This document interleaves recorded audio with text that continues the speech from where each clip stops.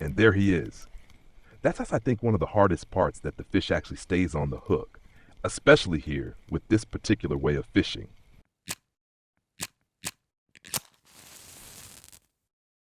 Whack! The next chum salmon. Yay? Yeah, that's not really the one I'm looking for. I've been fishing here for quite a while now on the match rod, and I'm doing this standing, so match rod or bait standing in the current, you can't go further with the line clip.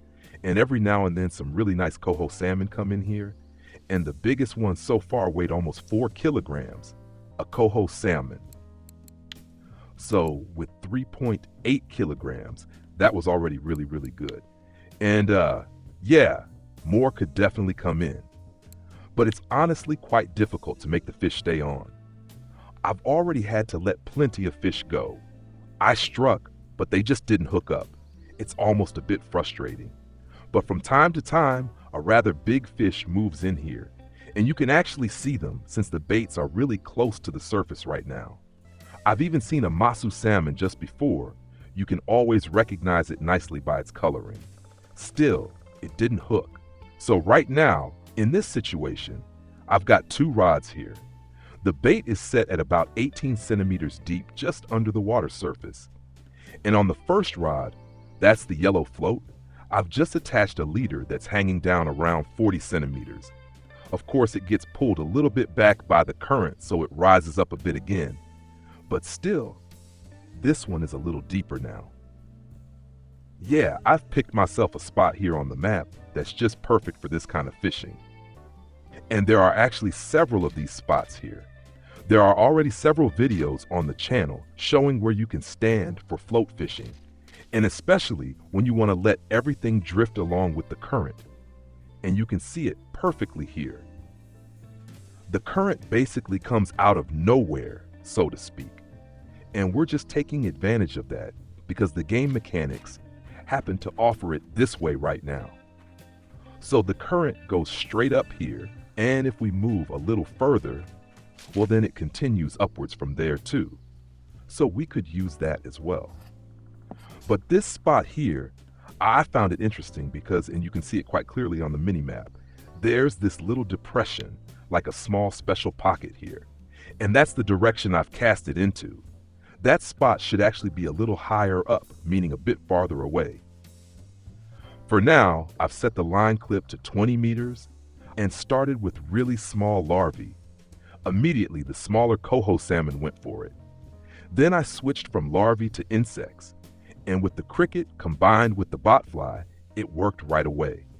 So I changed everything to cricket and botfly, and that's what has brought in the biggest fish so far. I already had a second bigger fight, but that one unfortunately came off the hook because I had to grab the second bite at the same time. One fish lost, another one hooked. That's just how it goes sometimes. But apparently more keep coming in here, despite everything. And I think you can see it quite clearly. The bite frequency isn't really high right now. And on top of that, when the frequency is already that low, it's especially annoying when a fish just slips off or doesn't hook at all. That makes the whole thing even more frustrating. Still, I'm testing this because this coho salmon is actually quite rare. At least for me it is. I just don't catch it often in this size. And when I already caught one here over 3 kilograms, that's definitely a good sign for me, especially with this bait combination. I've also let it drift a few times. There's a fish on already. There's a fish on, and I think you just saw it. But again, yeah, and I think it's simply because it just didn't hook properly, right? I think it's because somehow that little jerk comes in. When the line clip releases, maybe the current is just too strong, and that causes the clip to snap open suddenly, which then scares the fish off. I'm not entirely sure how to make it better yet. I've even thought about just going through this area once more with a spinner. I'll probably test that soon. Or maybe with a spoon. I'll definitely test that again, simply because of the coho salmon. I want to finally tick that one off as a trophy. Okay, maybe I should actually use the spinner more here. Or even better, spinner baits. Because besides the trophy chum salmon I caught just before, these seem to work pretty well in different colors. And now the question is, Which color works best here for the Coho Salmon? I mean, I'll gladly take a big Masu salmon too. Not bad either.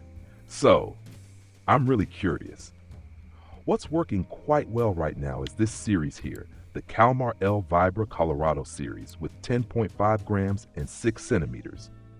These are the slightly longer ones, the more elongated ones, and they seem to work really well here in the current. And yeah, I'm just pulling them through right now.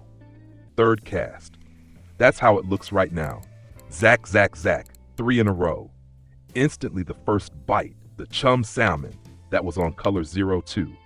And now I've also used 0202, and here's 03 as colors. Yeah, and I'm testing further with that. And maybe they'll be the right color soon for the Coho Salmon. At the moment, my setup looks like this. I'm using 15 kilograms fluorocarbon with a 1/0 hook. Maybe the 1/0 hook is too big, but I want that trophy, right? Though it could also be an option to just use a number 1 hook. Maybe that's the crucial point. Yeah, cricket and botfly in combination. That's the bait combo. Looks good, seems to work well. So the bait combination is working really well right now. And in this case, I'm using it without a leader and set really shallow. When I don't set it that shallow, it actually doesn't make a difference. Meaning, if I now set it, say, to 1 meter and still have the line clip, the float goes into the line clip, and below that, there's still 1 meter of line that drifts along. So when the float is in the line clip, it keeps drifting until that meter is fully out, because we're using a kind of sliding float rig for match fishing. That means the baits drift freely here through this float down to the minimum depth. And that minimum here is 18 centimeters. There are already several videos about that where I explain it. Also, as I said here on the channel, there's a spot that always works really well. Up here, a fantastic spot. It's really worth it. And you fish really shallow in this area. Really, really good. If you feel like trying it, always a worthwhile spot for this kind of fishing. So, I now set it directly shallow. That means I cast, nothing moves anymore. It doesn't drift any further. I'm exactly at my 20 meters, cast out, and it aligns beautifully here with the current, and that's how it stays. You can also cast from up front. That's how I did it at first. Just let it drift into the line clip. It can even happen that I'll just cast again, that something bites along the way there. So that's definitely possible too. And you could also say, okay, during this drifting phase, you stay at a certain depth, like maybe 60 centimeters. And then of course at the end, they're up higher. The floats go to the 20 meters line clip plus the 60 centimeters, just a little bit more. That would be, for example, a way to present the bait up deeper during that drifting phase. However, so far, I didn't have, and the next one didn't have good results with that. In that drifting phase up front, nothing bit at all. Well, look, the next chunk.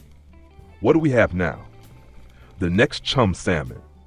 Well, that's not the one we want, so quick recast. Or maybe I'll just test it again with the depth. Let's test that right away. So here, just set it deeper again. Let's actually set it to around 80 centimeters. There. And then just cast lightly in front. You don't have to cast far because the current pulls it along nicely now. Yeah, and that's definitely a good way to test it like this. It works really well on all waters where there's a flowing current, where you have a spot where the water runs away from you, and you also have some room. So it would work here as well. But you can already see, it drifts slightly sideways here. And in this area, you have to be careful. It goes off a bit in that direction too. Could still work though. But I actually wanted to cast towards that hole, and at that corner, it seems to go exactly toward that hole. You can see it on the mini map, exactly toward the hole, around 30 to 35 meters distance roughly. I tested further before, cast farther out.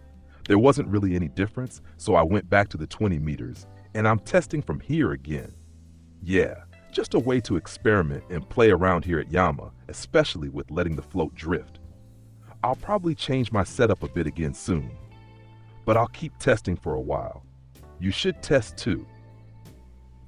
Maybe you'll find a way to make it hook better with this method. I was actually always quite happy with this method. Maybe it's really the one-aught hook that is just too big? Could be.